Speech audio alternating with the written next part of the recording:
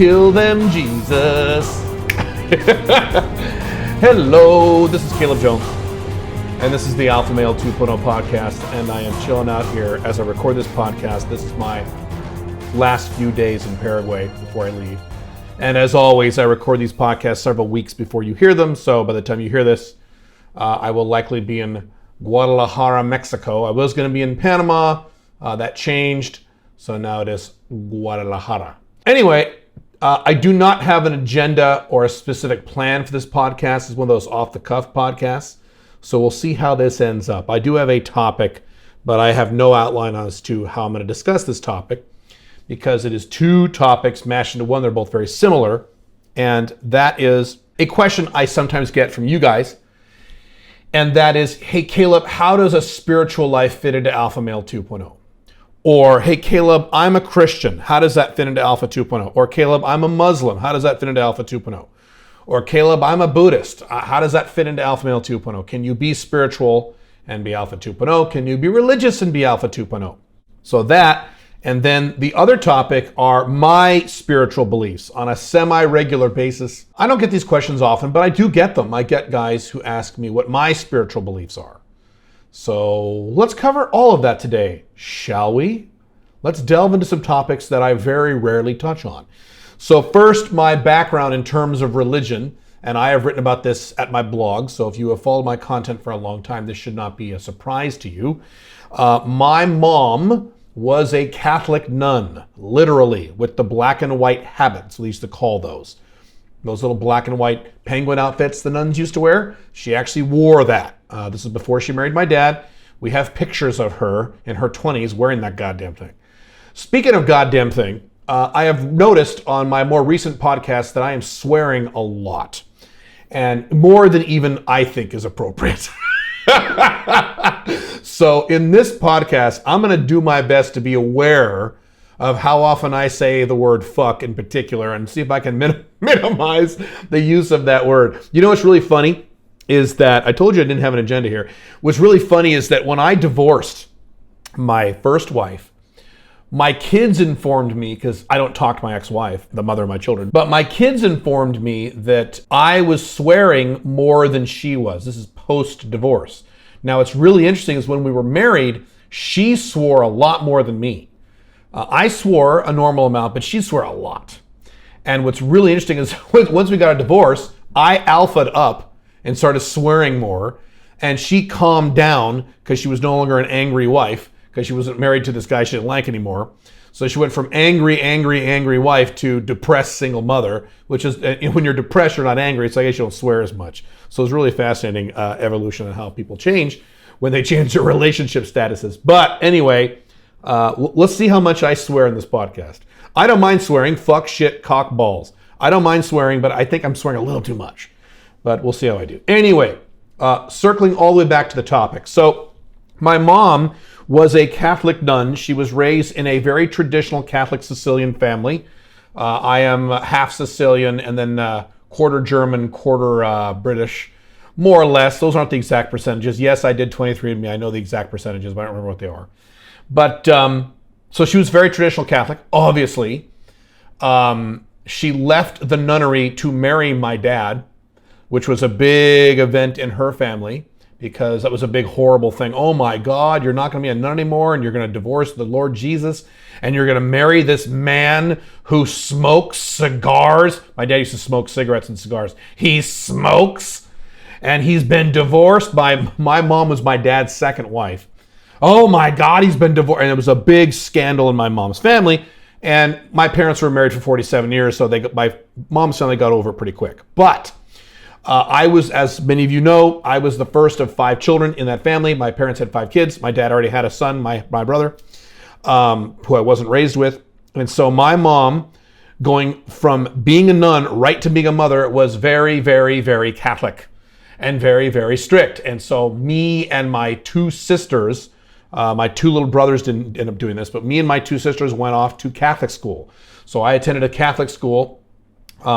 Let's see, not for preschool or kindergarten. My parents were too poor, So my parents lied, and my parents were poor. Again, you guys who know my history know this story. My parents were not poor, but had very little money. And they found that the Jewish community center was the cheapest place where you could go use their pool. So they lied and said they were Jewish. That's not very Catholic, Mom. But anyway, they lied and said they were Jewish when I was a little kid. And that's where I went to preschool. I went to a Jewish preschool, believe it or not. Then I went to a public kindergarten just for 1 year, and then they immediately had enough money to put me in a very cheap, rundown Catholic school. Well, Caleb, if they were poor, how were they able to do that? Well, this was back in the 70s. So back in the 70s, you could find these really, really cheap Catholic schools, and they had to scrape pennies to do this. I went there, then the child below me, my sister, and then my other sister went there just for a few years. But the two oldest kids, myself, the oldest, and one of my sisters, went there for 8 years.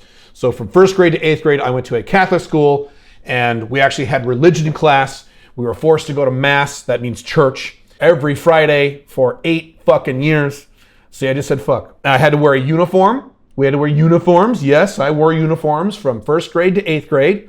Matter of fact, when I hit 6th or 7th grade, so if you're curious what the uniforms were, they were blue corduroy pants and a white shirt. That's it. That's all you could wear. If you were a girl, you wore a white shirt, button-down shirt, and plaid, like this blue and green plaid skirt. Oh my God. Bleh. So by the time I was in 7th grade or 6th grade, I don't remember, they added in, you could wear a red shirt and gray corduroy pants if you want to. That was a big event in our school. Ooh, now we can choose between 2 different outfits. So as you might imagine, I have read not the entire Bible, but about 60% of the Bible. I am very well versed in the Catholic faith. I am not Catholic, obviously. I'll get to that in a minute. I am very well versed in Christianity. I have stuff that was drilled into my head, like prayers and things like that. I can recite an entire rosary to you. I could do the Hail Mary. Hail Mary, full of grace, the Lord is with thee. Blessed art thou among women, and blessed is the fruit of thy womb, Jesus. Holy Mary, Mother of God, pray for us sins, now at the hour of death. Amen. I have all these prayers in my head because they were drilled into my head when I was a child for 8 years. Our Father who art in heaven, hallowed be thy name. Thy kingdom come, thy will be done on earth as it is in heaven. Give us this day our daily bread. I could go on and on. I could literally recite all these prayers and these hymns and songs and Excelsis Deo, Gloria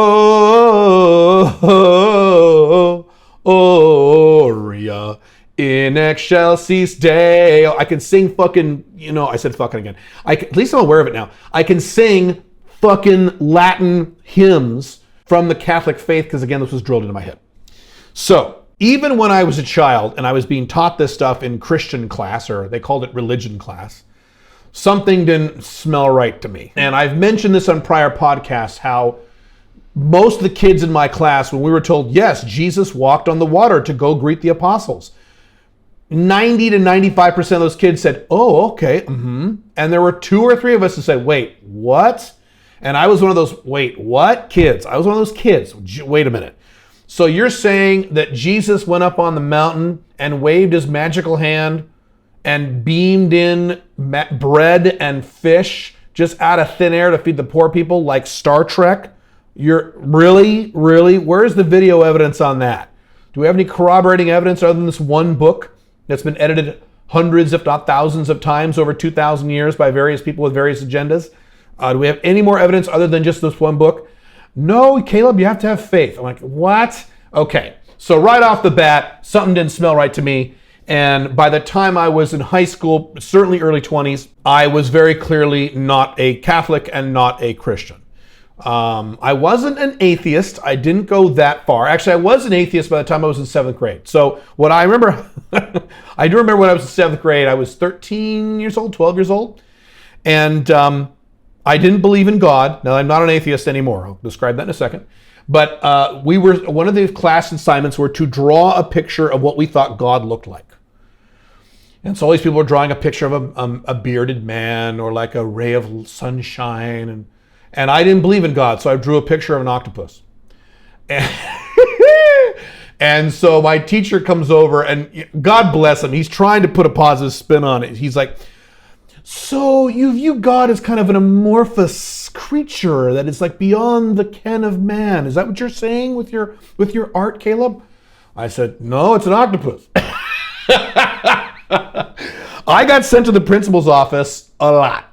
My mom regularly got the phone call. Yes, Miss Jones, your son was talking about how he doesn't believe in God again, and so we suggest you have a talk with him. This is what happens when you go to Catholic school. Get ready. Or if you send your kids to Catholic school, God forbid. Oh, Jesus. So anyway, yes, I was an atheist for a few years. But then, you know, when I got a little older, I said, changed my mind a little bit, and it took several years for me to formulate my own spiritual beliefs. I have studied Judaism. I have studied Taoism. I have studied Buddhism. I have studied Islam. I've studied a few of these things. What else have I studied? That's about it. I have not looked into Hinduism or any of those things. I probably should look into that. I don't really have a lot of time these days. But anyway, looked at several different religions. Very quickly concluded in my 20s that if there are something like, I forget the number, 4,200 religions on the planet Earth, most of them radically disagree with each other, then that is proof positive that none of them are accurate.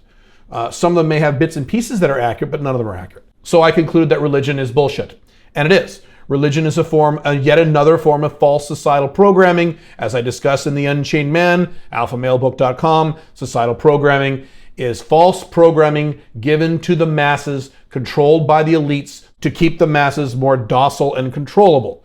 Much of that is left-wing collectivism, but a lot of that is right-wing collectivism, and religion is one of the right-wing collectivism aspects. The Bible and most of these other holy books, all these other holy books, frankly, that discuss specific events are the equivalent of Greek myths. These did not happen. And hopefully you understand that. Hopefully you have a level of rationality to understand that no, Jesus didn't actually walk on the water, and Jonah didn't actually spend 3 days in the belly of a whale. These things didn't actually happen. Okay. So then that's what I don't believe. What do I believe? Well, here's what I believe. Now, belief is not black or white. That's the first point of this podcast, is that there is knowing and there's believing, right? So knowing is, you know it for sure. I know for sure 2 + 2 = 4. I know it for sure. I have 100% certainty on this. I believe that our universe was created. I believe it. Do I know it? No. I could be wrong. And this is what separates me from people who are hardcore atheists, who say there is no God. If you believe in God, you're an idiot. Well, how the fuck do you know, bro? And it's what separates me from people who have religions. Yes, there is a God. Yes, there is Jesus. And if you don't believe it, you're immature and you're an asshole. How do you know, bro? You don't know. So what I do is I take the rational, as always, the rational and objective approach. I don't know for sure, but here's what I believe. There is enough evidence to me when I look around and I study the universe that says to me that there was some intelligent design behind this. Either that was God, not the Judeo-Christian God, but God, the equivalent, or gods, or creators, or if this is a simulation, and simulation theory is something that I think is really possible, programmers or creators, or a creator or something like that. That just makes sense to me. Do I know for sure? No. And as soon as I say this, whenever you say things like this on the internet, you get the hardcore atheists to say, things like, you know, the universe doesn't owe you an explanation that makes sense. I know all that.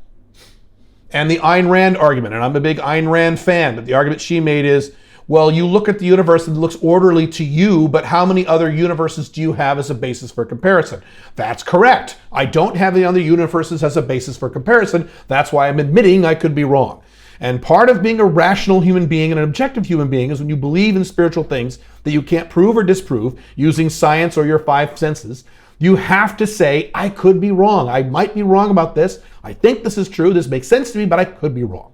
So in terms of what I believe, this is what I believe. I could be wrong. So this is not a religion. I don't follow this like a religion, because a religion is, I know for sure.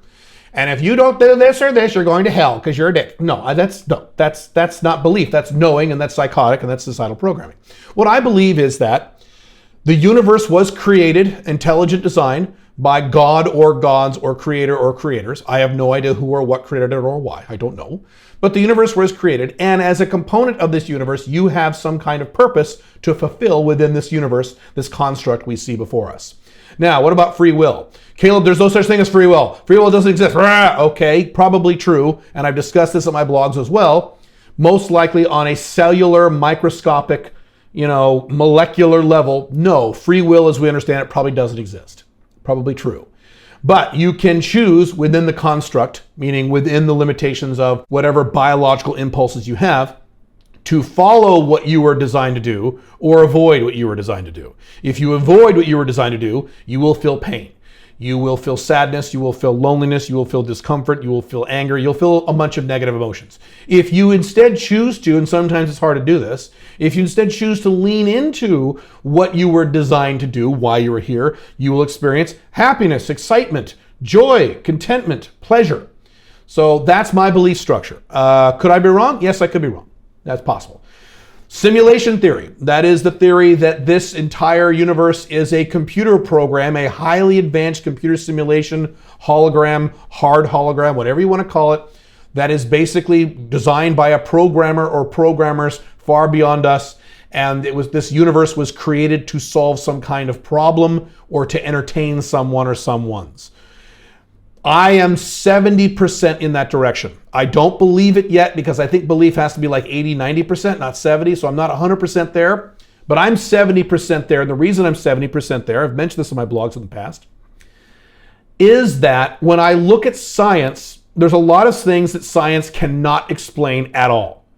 Why on earth have we not heard any other signals from any other planets anywhere in the entire Milky Way or even in our visible sector of the Milky Way, when we know from statistics that it only takes several 100 million years to evolve to human beings or human-like creatures, and then 200 years after that to develop radio waves? If you do the math, the entire night sky should be blazing with radio signals from various worlds, including worlds that have long ago existed and died out thousands and thousands of years ago, yet the entire universe is silent. Doesn't make any sense to me, and it doesn't make sense to a lot of scientists.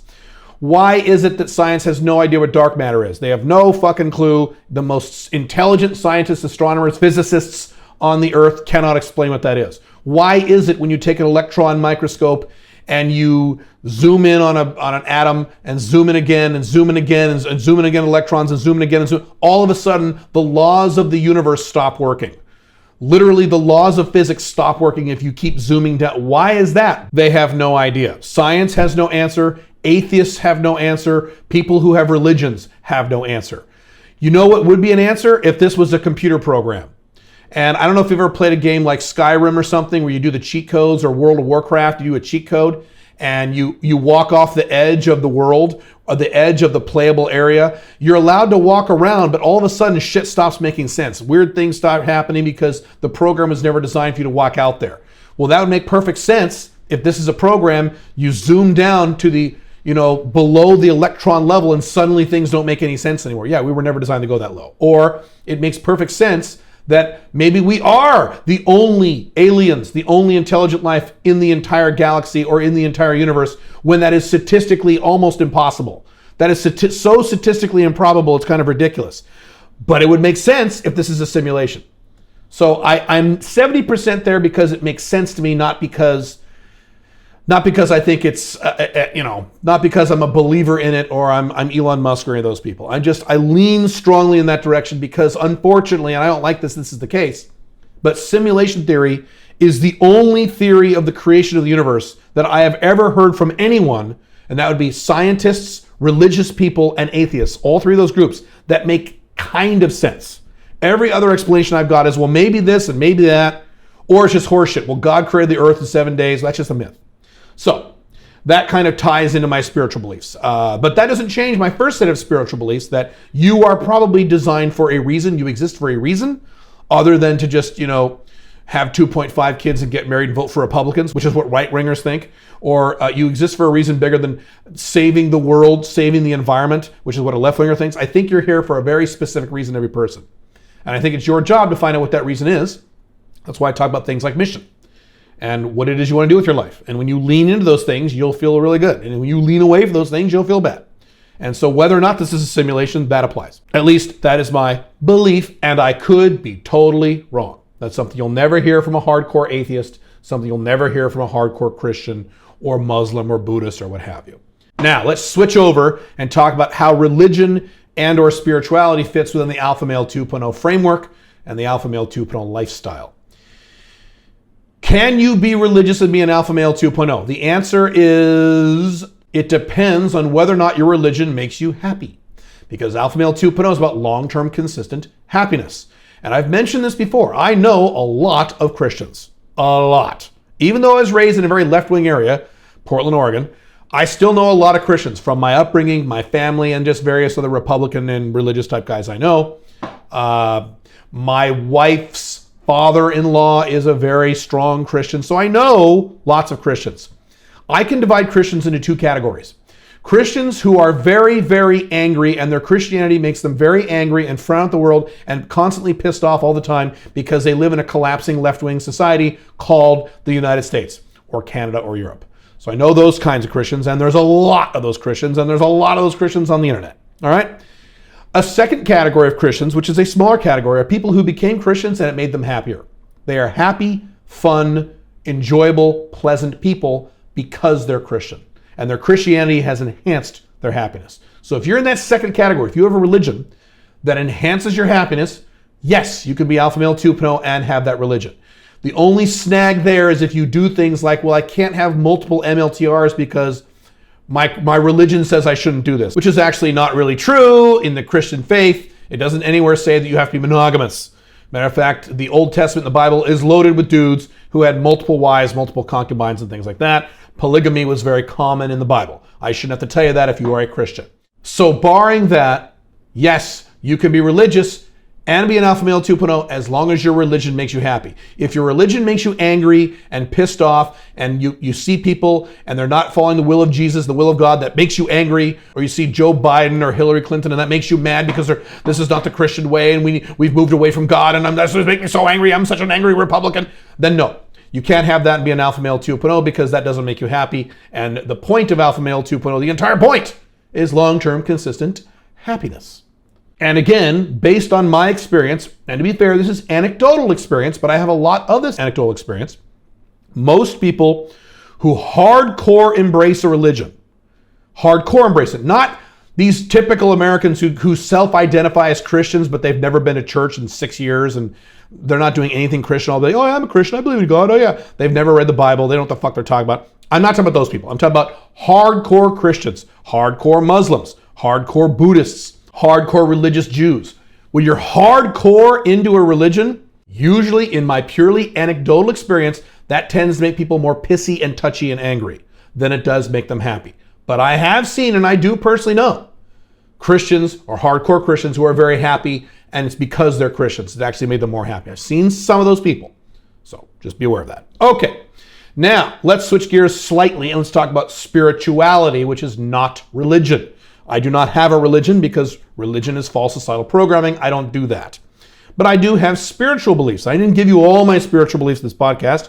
I just kind of gave you the basic ones. I have more than this. Maybe we'll do another podcast on that if you guys really find that interesting. But can you have spiritual beliefs and be alpha male 2.0? Sure.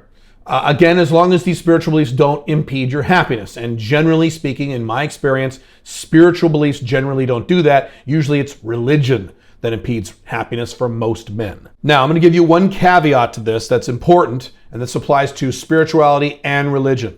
As I've talked about, I talk about the SLA, the 7 life areas: your financial life, your woman life, your social life, your physical life, etc., so forth and so on. One of those is your spiritual life. That includes your spiritual beliefs and includes your religion if you have one. In my very strong opinion, you should not spend a lot of time focusing on your spiritual life if you are under the age of 50. That is my opinion. And by the way, that applies to me. I'm 49. So in my opinion, under my model, and as always, I walk my talk, I do everything I tell you guys to do. I don't spend a lot of time in my spiritual life because I think I'm too young. I think if you're 40s, you are too young to really delve deep into your spiritual life. When I see guys in their 20s and 30s really delve into their spiritual lives, or really delve into their religion, or even delve into spiritual stuff like, meditation and om, and being one with the universe, and hey man, let's go to Tibet. When I see that kind of shit, I usually see men do it wrong. And I usually see men get led astray, and I usually see men create problems in their lives and or get pissed off because they become religious. So if you are under the age of 50 and you're spending a decent amount of time in your life focusing on your religion or on your spiritual beliefs, I think you're making a very big error. I think you are too young and you don't have enough wisdom or life experience to delve into that part of life. And again, I'm talking to myself when I say this. I'm in that category too. If you're under 50, I'm under 50 technically. I'm 49 and a half. So I am too young. I don't have enough wisdom to talk about or really get into detail with in terms of my life, my own spirituality. Do I have spiritual beliefs? Yes, I do. Do I spend a lot of time in my spiritual life? No, I don't. Nor do I think that would be a good idea. Now, if you're over 50, if you're well into your 50s, certainly if you're 60s or 70s, 80s, that is a great time to really get into your spiritual life. I have seen my dad really get into that after he retired into his 60s and 70s. He's really explored that and he really enjoyed it. And he's explored it with other men his age. Great stuff. I've seen other older men kind of get into this. I think it's great. When you're an older guy and you have some real wisdom, not experience, wisdom, which is different than experience. I have a lot of experience and I have some wisdom, but I need more wisdom if I want to get into my spiritual life. So I am not going to spend any time in my spiritual life now or any time in the near future. Now down the road, yes, when my mission clicks into its next phase, when I'm about 53, 54 years old, yes, I'm going to get more into my spiritual life at that time. At that time. Right now, no, and I haven't prior to this because I think it's a mistake. So if you're under the age of 50 and you're really going crazy with your religious stuff, you're making a big, big life mistake. You need to focus on the things that I've told you to focus on, the two wheels of your motorcycle, which is your financial life and your woman life. And if your mom doesn't like that because you're not going to mass or church or mosque or synagogue or whatever the fuck, that is your mom's fucking problem. And I'm glad I said fucking there because that is her fucking problem. And I've discussed that ad infinitum in my other content. Your life belongs to you, does not belong to your parents, does not belong to your family, does not belong to your wife or your girlfriend, belongs to you. Does not belong to your religion, does not belong to your church. It belongs to you. If you want to focus on your religion or your spiritual life, please wait till you're over 50.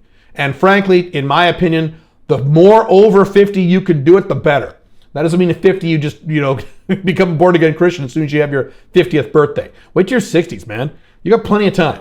Plus, as I've talked about before, your life expectancy, our life expectancy is going to be much longer than you think. You got plenty of time. There's no rush on this stuff. And that is above and beyond anything I've talked about in this podcast in terms of religion or spirituality being Alpha 2.0 compatible or not. That's just a separate set of parameters, this over 50 thing. And that's it. How did I do? I think I did pretty well. I didn't swear too much. I said fuck a few times, but I like saying fuck a few times. That's good. My podcast seemed pretty structured, even though I had no structure. That's not bad. I have no idea if this topic will resonate with you guys. If this is a topic you want me to discuss more of, I certainly will do that because I do get questions about this from time to time. I realize I don't really discuss this. This is outside of my bailiwick, and it's kind of the point because I'm under 50. But that's it for now. Have fun. Bye.